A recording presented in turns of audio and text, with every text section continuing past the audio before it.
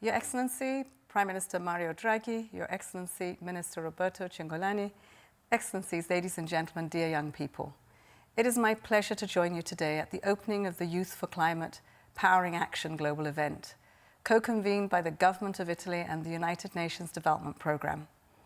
Particularly, I would like to appreciate Prime Minister Mario Draghi for his vision. The impacts of climate change are more dire than ever before, and we have limited time to act. From extreme drought in the Horn of Africa to the recent floods in Pakistan and China, the hottest European summer in 500 years, and the devastating wildfires in the American West. We are collectively heading in the wrong direction on all of the key climate indicators, as we saw in last week's United in Science report. Global emissions are at their highest level in history and rising. We need emissions to fall by 45% by 2030, yet on current pledges, they are instead set to rise by 14%.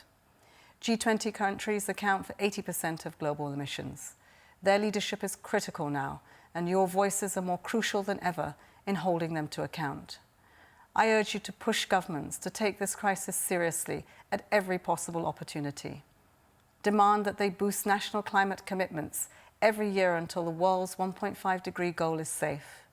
Push political leaders to commit to phasing out coal by 2030 in OECD countries and 2040 in all others.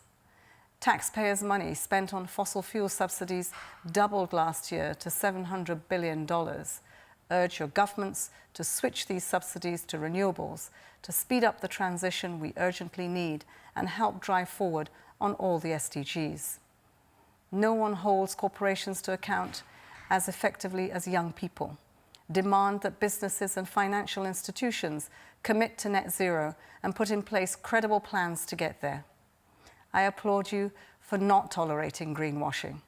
The costs of adapting to climate impacts are soaring every year, expected to reach $300 billion annually by 2030. The Glasgow decision urged developed governments to double adaptation finance to at least $40 billion annually. This must be delivered in full.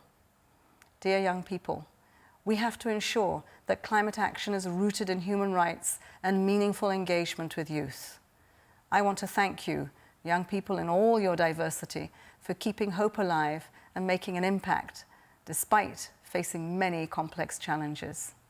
Young people like you around the world are at the front lines of the climate crisis. You are also our main reason to believe in a more sustainable future. Every day you speak truth to power, hold governments accountable, and raise ambition.